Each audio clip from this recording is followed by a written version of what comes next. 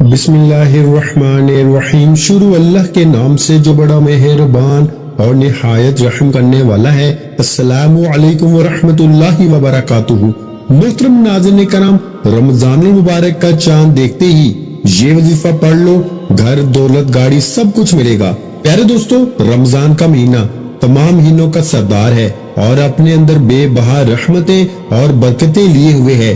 اسی مبارک مہینے کے لیے 1400 سال قبل مسجد نبوی صلی اللہ علیہ وآلہ وسلم کے بلند منبر سے حضرت محمد مصطفیٰ صلی اللہ علیہ وآلہ وسلم نے اپنی امت کو یہ خوشخبری سنائی تھی۔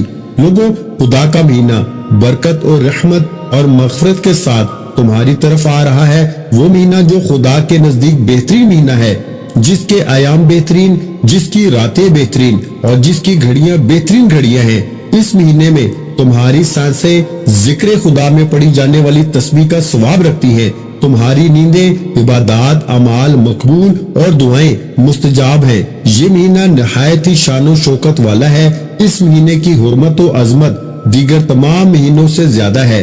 حضرت امام زین العابدین رحمت اللہ علیہ نے ماہ رمضان کو اپنی ایک دعا میں اسے شہر الاسلام یعنی اسلام کا مہینہ قرار دیا ہے۔ دوستو، آج ہم آپ کے لیے اسی مہینے سے منسلک بلکہ اسی مہینے کے چاند سے منسلک ایک وظیفہ لے کر آئے ہیں۔ یہ وظیفہ قرآن کریم کی سورتوں کے حوالے سے ہے، جن کو رمضان کا چاند دیکھنے پر آپ نے تلاوت کرنا ہے، اور اس کی برکت سے انشاءاللہ آپ پر دولت اور رزق کے دروازے کھل جائیں گے۔ یہ وظیفہ آپ نے کیسے کرنا ہے اور کب کرنا ہے، اس کے حوالے سے ہم آپ کو آج کی اس ویڈیو میں بتائیں گے۔ دوستو، یہ سب جاننے کے لیے ہماری آج کی اس ویڈیو کو آخر تک ضرور دیکھیے گا۔ دوستو، ایک اور ضروری بات کہ اگر آپ ہمارے چینل اسلامک وظائف پیڈیا کی ویڈیو پہلی بار دیکھ رہے ہیں اور ابھی تک آپ نے ہمارا چینل سبسکرائب نہیں کیا، تو آپ سے گزارش ہے کہ آپ ہمارا چینل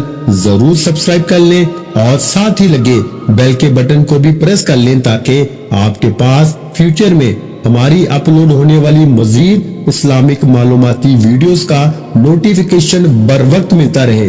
پیارے دوستو، تو ہم بات کر رہے تھے اس قرآنی وظیفے کی، جس کو آپ نے رمضان المبارک کا چاند دیکھنے پر کرنا ہے۔ دوستو، ہم آپ کو اس مجرب وظیفے کے بارے میں بھی بتائیں گے، لیکن اس سے پہلے آپ کی خدمت میں رمضان المبارک کے چند فضائل پیش کرتے ہیں۔ حضرت امام صادق رحمت اللہ علیہ فرماتے ہیں کہ روزے دار کی نیند عبادت اور اس کی خاموش تسبیح اور اس کا عمل قبول شدہ ہے، اس کی دعا مستجاب ہوگی اور افطار کے وقت اس کی دعا رد نہیں کی جائے گی۔ پیارے دوستو، رمضان کا مہینہ خصوصیت سے بھرا ہوا ہے۔ آئیے آپ کو رمضان کی چند خصوصیات بتاتے ہیں جو اس عظیم ماہ کو دیگر تمام مہینوں سے افضل بناتی ہیں۔ رمضان وہ مقدس مہینہ ہے جس میں تمام آسمانی کتابیں نازل ہوئی۔ تورات، انجیل اور زبور رمضان میں نازل ہوئی، جبکہ تمام جہانوں کے لیے ہدایت قرآن مجید 24 رمضان کو نازل ہوا۔ بعض روایات میں ہے کہ صحیفہ ابراہیم یکم رمضان کو نازل ہوا۔ دوستو، رمضان کریم وہ واحد مہینہ ہے جس کا ذکر قرآن کریم میں موجود ہے۔ قرآن کی سورہ بقرہ کی آیت 185 میں اس ماہ کی خصوصیت بیان کرتے ہوئے خداوند عالم فرماتا ہے کہ جس کا مفہوم کچھ اس طرح سے ہے کہ ماہ مبارک رمضان وہ ہے جس میں قرآن نازل کیا گیا، جو لوگوں کے لیے ہدایت ہے اور جس میں ہدایت اور حق و باطل کی تمیز کی نشانیاں موجود ہیں۔ تم میں سے جو شخص اس مہینے کو پائے وہ روزے رکھے، ہاں جو شخص بیمار ہو یا سفر میں ہو تو اسے دوسرے دنوں میں یہ گنتی پوری کرنی چاہیے۔ اللہ تعالیٰ تمہارے لیے آسانی چاہتا ہے اور سختی نہیں چاہتا۔ تم روزوں کی تکمیل کرو اور اللہ تعالیٰ کی دی ہوئی ہدایت پر اس کی بزرگی بیان کرو، شاید تم شکر گزار ہو جو۔ دوستو، اسی طرح رمضان مبارک کی ایک اور فضیلت پاک راتیں ہیں۔ آخری عشرے کی 21ویں، 23ویں، 25ویں، 27ویں اور 29ویں راتیں پاک راتیں کہلاتی ہیں۔ حضرت عبادہ بن سامت رضی اللہ تعالی عنہ بیان کرتے ہیں کہ انہوں نے حضور نبی اکرم صلی اللہ علیہ وآلہ وسلم سے لیلۃ القدر کے متعلق سوال کیا تو آپ صلی اللہ علیہ وآلہ وسلم نے فرمایا کہ وہ رمضان میں ہے، سو تم اسے آخری عشرے میں تلاش کرو۔ لیلۃ القدر 21ویں، 23ویں، 25ویں 27ویں یا 29ویں تاک راتوں میں ہے۔ جس شخص نے لیلۃ القدر میں حالت ایمان اور طلب ثواب کے ساتھ قیام کیا، پھر سے ساری رات کی توفیق دی گئی، تو اس کے اگلے اور پچھلے سارے گناہ بخش دیے جائیں گے۔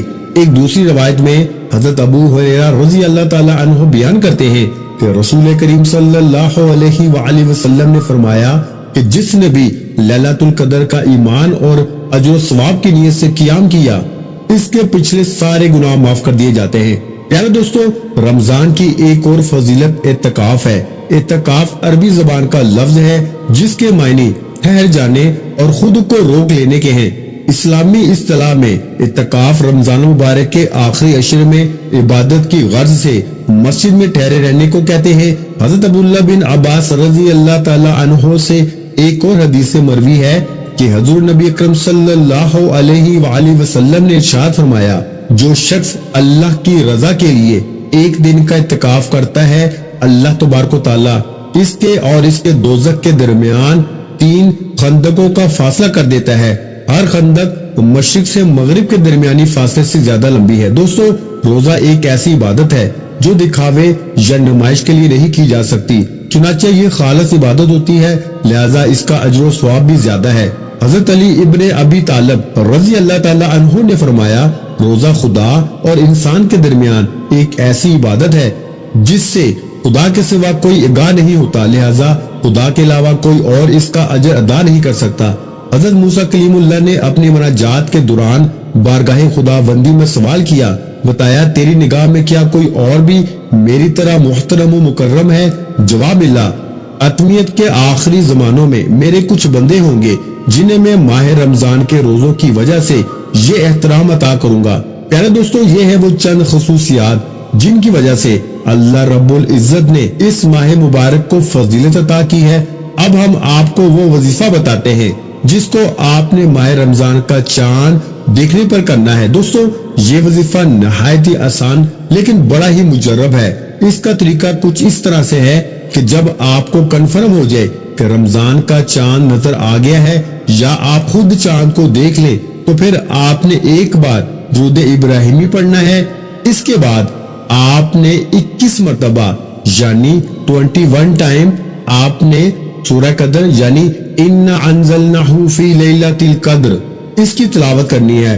اس کے بعد آپ نے 3 مرتبہ سورہ فاتحہ یعنی الحمدللہ رب العالمین سورہ فاتحہ کی تلاوت کرنی ہے، اور آخر میں پھر ایک بار درود ابراہیمی پڑھ لیں۔ اس وظیفے کو مکمل کرنے کے بعد آپ نے ہاتھ اٹھا کے اللہ کے حضور اپنی وہ حاجت رکھنی ہے، یعنی اپنے رزق میں برکت کے حوالے سے جس کے لیے آپ نے یہ وظیفہ کیا ہے، اور اس حاجت کے لیے عاجزی اور انکساری کے ساتھ رو رو کر گر گڑا کے اللہ سے مانگے۔ انشاءاللہ آپ اس وظیفے کی برکت سے اللہ رب العزت آپ کو رزق کی فراوانی اور بے بہا دولت نصیب فرمائے گا۔ ایک اور بات یہ ہے کہ اس وظیفے کے لیے ضروری نہیں کہ خود چاند دیکھنا ہے، یعنی آپ نے چاند کو دیکھا تو نہیں لیکن یہ خبر کنفرم ہو گئی ہے کہ چاند نظر آ گیا ہے، تو بھی آپ اس وظیفے کو کر سکتے ہیں، لیکن بہتر یہ ہوگا کہ آپ چاند کو دیکھ لیں، کیونکہ شعبان اور رمضان کا چاند دیکھنا بھی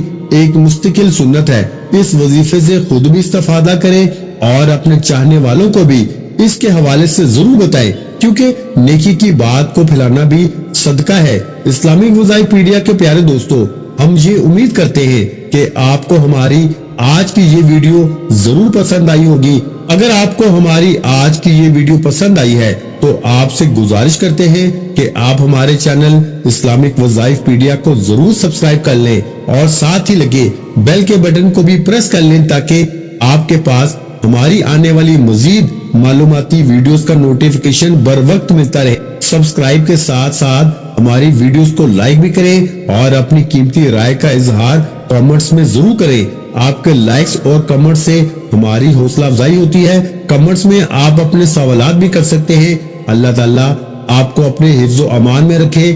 چینل پر نئے ہیں تو چینل کو سبسکرائب کر لیں، کیونکہ ایسے بہت سے وظائف، بہت سے اعمال آپ کے حوالے ڈیلی بیسس پر کرتا رہوں گا۔ اپنا بہت سا خیال رکھیے گا، مجھے اپنی دعاؤں میں یاد رکھیے گا۔ ملتے ہیں انشاءاللہ العزیز ایک اور نئے وظیفے کے ساتھ، اس وقت تک کے لیے خدا حافظ۔ السلام علیکم ورحمۃ اللہ وبرکاتہ۔ جزاک اللہ۔